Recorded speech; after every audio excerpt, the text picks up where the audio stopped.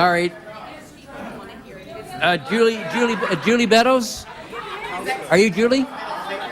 Good. Okay, Julie, go ahead. Mr. Chair and councillors, thank you for this opportunity to speak. And I want to say I find it a very great honour to see my name on the same list as all these wonderful people who've deputed today. It gives me new hope for my city that my fellow citizens care so deeply about our city and have such wonderful feelings about its future. And I advise you, councillors, to listen to them carefully. Running for public office takes courage. And you've all had that courage. So I want you to continue to be brave, be courageous and honest enough to admit that you made some mistakes. Why don't you admit that there is no gravy train, that our city does not have an expenditure problem, but a revenue problem? And councillors today have, in fact, admitted the revenue problem over and over by talking about the lack of funding from other levels of government. I think all of those councillors who've referred to that should be honest enough to get up and say they disagree with the mayor when he says there isn't a revenue problem.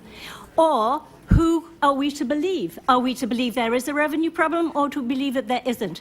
Are we to believe that the city is short 700 and something $1 million, or is it $400 million, or are both those figures simply plucked out of thin air to scare us?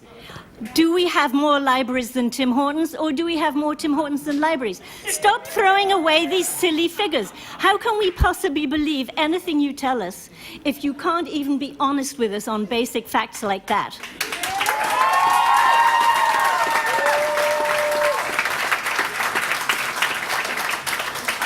Another point is that there is no basis for evaluating any of the recommendations of the KPMG report because they exist in a vacuum. There is no standard against which to measure them. What the city needs is a good year of public discussion on the sort of city we want to build, the sort of city we want in 10 years, in 20 years, in 30 years. Only when we have that measuring gauge can we possibly make sensible decisions about what to keep and what to cut. But I will say one comment on what to keep. It's very widely acknowledged that one of the best indicators of a healthy and successful community isn't its total wealth, but how fairly that wealth is shared. Programs that improve the lives of the least privileged improve the lives of all of us.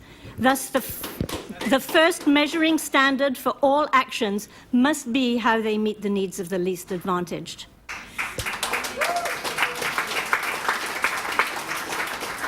The report on the survey and public meetings held this spring were widely acknowledged to be highly skewed to produce a particular response. And in spite of this distorted survey, the overwhelming majority... Thank you very much. We've got a couple of questions for you now. Councillor Davis has a question and Councillor Vaughan has a question. Are you aware that the results from the consultation have not been at all considered by KPMG? Well, it's fairly obvious from the amount of the report I've read. It's hard to read because I keep coming across things that I find so appalling. I have to take some time off before I can come back to it. I had the same trouble with the survey itself online.